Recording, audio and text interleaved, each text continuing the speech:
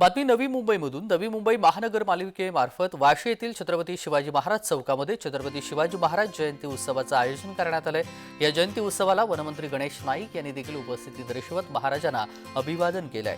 यावेळी छत्रपती शिवाजी महाराज चौकामध्ये शिवप्रेमींची मोठी गर्दी देखील उसळल्याचं चित्र पाहायला मिळालं। आज सकाळपासूनच मिरवणुकीला पनवेल शहरामध्ये सुरुवात झालेली आहे। यामध्ये विविध पथकं सहभागी झालेले आहेत। आपण पाहतोय प्रत्येक शिवभक्त शिवप्रेमीच्या चेहऱ्यावरचा आनंद ओसंडून वाहतोय।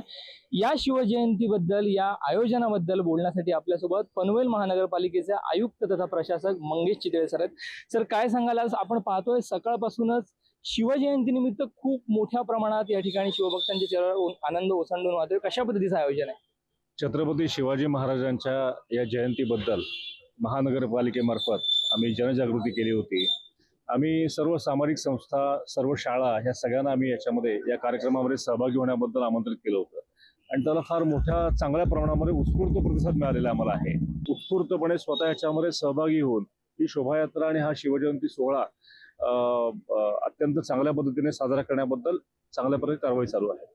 तर निश्चितच आपण पाहतोय की लोकसहभागातून म्हणजेच अर्थात लोकांनी काढलेल्या वर्गणीतून पनवेलमध्ये ही शिवजयंती साजरी केली जाते। पनवेल महानगरपालिकेचा मोठा हातभार यामध्ये आहे। तर निश्चितच ही जी प्रथा आहे पनवेलची, निश्चितच संपूर्ण शिवप्रेमींसाठी आदर्शवत ठरेल असं म्हटलं जाते। साहिल रेळेकर, जय महाराष्ट्र न्यूज, पनवेल।